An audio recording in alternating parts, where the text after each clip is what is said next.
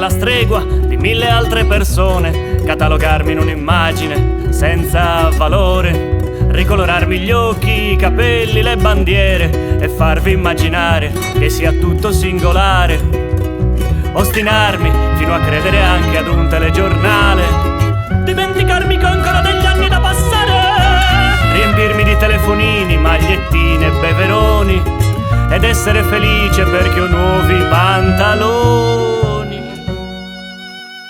Accontentarmi, sì che già lo so fare bene, se penso che nell'occasione ne valga la pena, ma non mi si imponga di adeguarmi senza ragionare.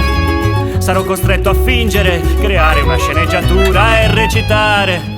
Farò l'attore, sì, farò l'attore, maschera e cerone. Farò l'attore, ma troverò un pretesto per dirvi che mi spiace, sono più onesto.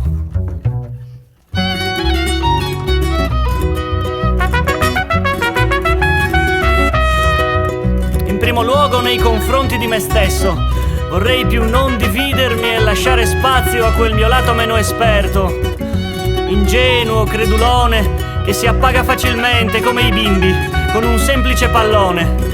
In secondo luogo, verso certi tipi che conosco, c'è un'incoerenza subdola che aleggia per il mondo e l'onestà dei propri movimenti non è paragonabile a certi atteggiamenti.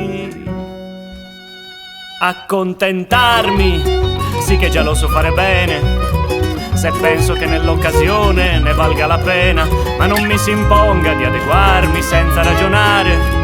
Sarò costretto a fingere, creare una sceneggiatura e recitare. Farò l'attore, sì, farò l'attore, maschera e cerone. Farò l'attore, ma troverò un pretesto per dirvi che mi spiace, sono più onesto.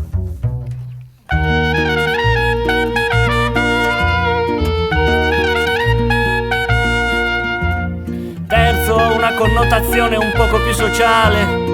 Mi chiedo spesso quale sia il comportamento più normale: fermarsi o camminare, spartire o accumulare, godere o dissipare.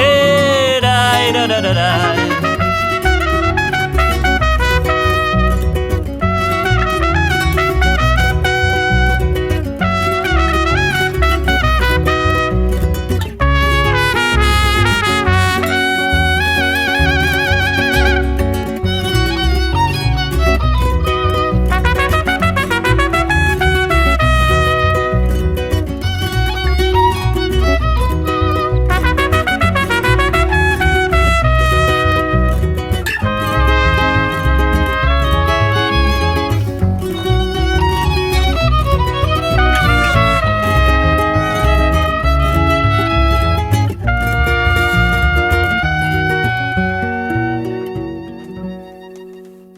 Accontentarmi, sì che già lo so fare bene, se penso che nell'occasione ne valga la pena, ma se mi si chiede di adeguarmi senza ragionare, sono costretto a fingere, creare una sceneggiatura e recitare.